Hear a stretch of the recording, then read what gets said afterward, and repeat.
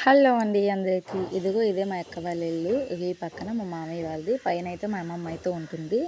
ఇదిగో ఇంటి కిందనే చేలయితే ఉంటాయి. మేమిప్పుడైతే చేలోకైతే వెళ్తున్నాము. ఇదిగో ఇదైతే మా మామయ్య వాళ్ళదని. గొర్రెలు, ఆవులు అన్నీ ఉంటాయి. మా యశ్విత అయితే కిందకెళ్ళైతే చక్కగా ఆడుకుంటుంది.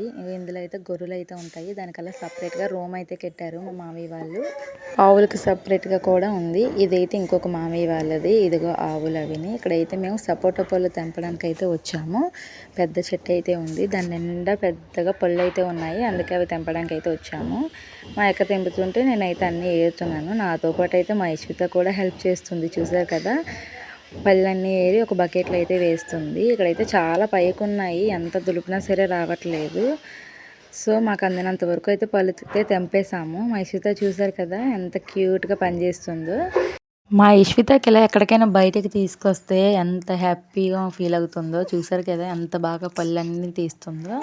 అవన్నీ తీసి ఒక బకెట్లో అయితే వేస్తుంది. ఒక బకెట్ నిండగా అయితే వచ్చాయి. కొంచెం అయితే మిగిలింది. కొంచెం ఇంకా పైకైతే పెద్ద కాయలైతే ఉన్నాయి కానీ మాకైతే అందలేదు. మా మావయ్య వచ్చి తెంపుతారని చెప్పి మేమైతే వచ్చేసాము.